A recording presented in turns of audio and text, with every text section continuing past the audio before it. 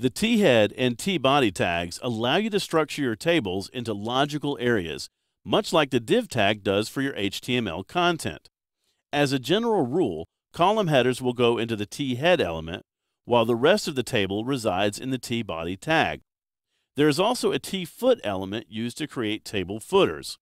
The T-foot and T-head tags are optional, but if you use one, you must include the T-body tag.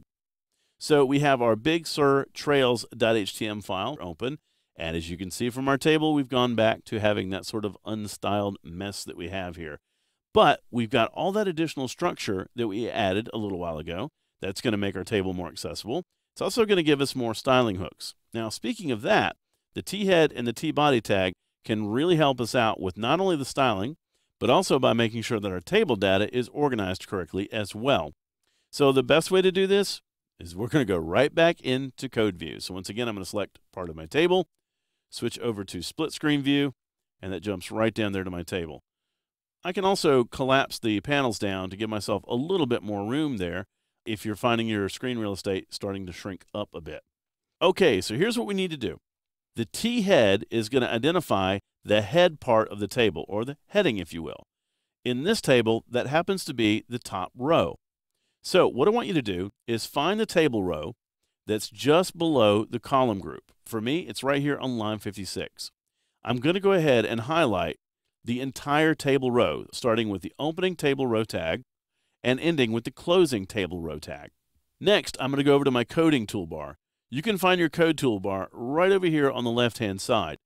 Now, depending upon your screen resolution, you might see more or you might see less of the coding toolbar. If you don't see this icon, this looks like a little tag with a pencil on it, you can get it by grabbing this little menu to show more. For me, all I need is that tag. That is the edit tag icon, but if you already have code selected, it allows you to wrap that code in a specific tag.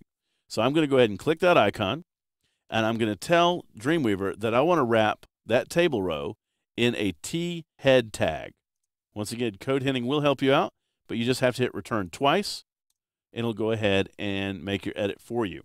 So now, right after the call group tag, we should see an opening T-head tag. And then after the first closing table row tag, we should see a closing T-head tag. Awesome. Now remember, if you have a T-head, you have to have a T-body as well.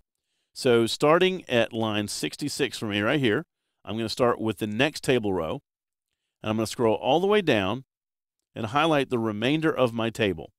Now, I don't want the closing table tag. I only want to highlight table rows individually. So that's something you're going to want to double check, that you've got the opening table row tag just underneath the TH tag, and that you have the closing table row tag just before the closing table tag. Once again, I'm going to use the edit tag icon to wrap this, and this time in a T-body tag. So no space there, just T-body. I can hit return, and Dreamweaver will go ahead and wrap that for me. So now I have a T-head, and I also have a T-body tag surrounding and identifying different areas in my table. Now, other than helping us with code hinting, Dreamweaver doesn't really offer any automatic ways to add T-head and T-body elements to your table structure. You're going to have to do those by hand. While they obviously add a little bit more time to the process of building tables, the gains from the additional structure is well worth it. This is especially true for longer tables, where the body of the table can be broken up by using multiple T-body elements. This can assist in the printing and scrolling of longer table data.